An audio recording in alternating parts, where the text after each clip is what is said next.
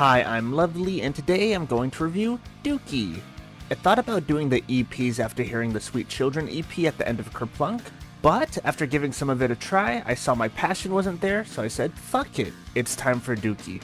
I may still check out the EPs at some point, but that point is not now. Anyway, I think that's it for the intro. Let's begin. Let's review Dookie. Song 1, Burnout. A very good opener. I think it perfectly showcases what Dookie is going to be. It's hype and it's catchy. Nice. Moving on. Song 2, Having a Blast. God, this one's a goodie. To me, It's Nothing is so catchy and so is everything else. Do you ever think back to another time like, my god? Very brief thoughts. On to the next one. Song 3, Chump. Shout out to Jeremy Dooley. I love this one. Definitely my favorite from the first 3 songs, and I haven't acknowledged it yet, but I love how honest Green Day is as a band. Like, this song is about straight up jealousy and, well, they own it. I respect that so much. They aren't perfect and they aren't hiding that at all. A lot of their music, especially this early stuff, works because it's so honest.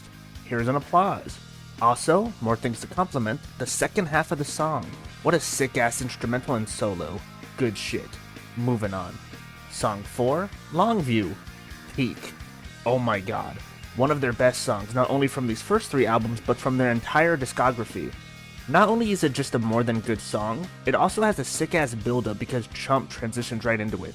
I love when artists do this sort of thing in their albums. It's all over American Idiot, 21st Century Breakdown, and if we need another example, it's basically all of Igor by Tyler the Creator. Not only is it cool, it's also fucking impressive. God damn. And while yeah, it's a pretty simple song about jerking off, I think it actually says a lot when it comes to dealing with losing motivation in life. Yeah, you could fuck around and it's nice for a while, but at the end you're just lonely. Well done. On to what's next. Song 5, Welcome to Paradise. Since this one is on Kerplunk, I don't have much to say. I guess I should comment on which one is the better version, but I think they're both mixed for their respective albums. It's a good song, both versions are cool, and I'm glad they remade it so it could get the attention it deserves. That's all that needs to be said. Okay, I prefer the Kerplunk version. Moving on. Song 6, Pulling Teeth, or its alternate title, Most of the Fandom Listening to Father of All Motherfuckers. I'm just poking fun. I could say that and act like I mean it for an easy cheap applause, but y'all know I adore that album. Just wait until I review it. Anyway, to the song, it's a short and simple one. Whenever I hear the intro, I always think it's gonna be on the boring side, but then the song isn't boring at all. It's actually really catchy and really funny considering the origin of it. Making a song about an abusive relationship because you ran into a wall during a pillow fight is really funny, assuming I did my research right. Anyway, Pulling Teeth, a nice needed laugh of a song. Oddly enough. On to the next one, which will probably be forgettable. Song 7, Basket Case. What can I even say? This one is incredible. It's catchy, it's iconic, goddamn. Like Longview, this is one of the best songs they've ever made. On to the next one. Song 8, She. Not only is this a fantastic song, but the origin for it is just straight up awesome. Shout out to What's Her Name for showing Billy the feminist poem that led to this song. This is an actual anthem. Well done. I hope Ecuador treated her well. Moving on. Song 9, Sassafras Roots. I like this one. It needed a lot of time to grow on me because it is quite a simple song. Like, you get the point immediately and they don't add on to the concept at all throughout the song. But, again, it did grow on me over time. While at first it just existed for me, now it's a nice short and catchy song. Next, Song 10, When I Come Around. An underrated jam. I'm kidding. This one is amazing. I don't have much else to say for it other than it's a classic for a reason. I love it and y'all love it. On to the next one. Song 11, Coming Clean. I mentioned it in my Kerplunk review that a song gave me Flower Boy vibes, and while I was listening to this album I was like, has there ever been a coming out song made by Green Day? I had these thoughts after the casual mention of Billy being bisexual in Basket Case. Was there ever a point where he had to come out, or was it just known back then? Well, as I was thinking about this song came up, and it's about him coming out. Insane timing. Anyway, Coming Clean is beautiful. As a song, it did have to grow on me a bit, but I got there in the end. Hell yeah. Moving on. Song 12, Some Sort of Spell, Amenius Sleepus. I think I said that right? Like Sassafras Roots and Coming Clean, I wasn't super into this one at first. But with time, it grew on me, though it's probably one of the weaker songs on the album for me. Despite that though, I do really like the middle part of the song. It starts at 58 seconds and goes until a minute 20. It's fucking sick. Like the song, very brief thoughts. On to what's next.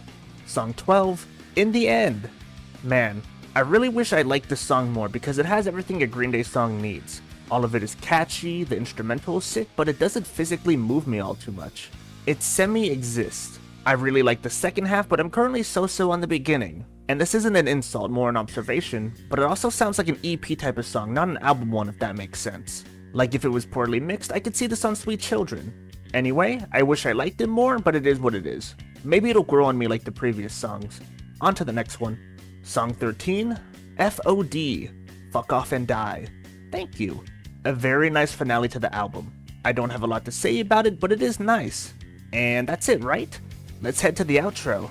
So that was Dookie. I'm kidding. Song 14, the album's hidden track, the final song, All By Myself. An all-timer. Trey Cool, thank you for not paying attention to your surroundings so this song could get made. It's a classic and it's hilarious. I think that's it, y'all.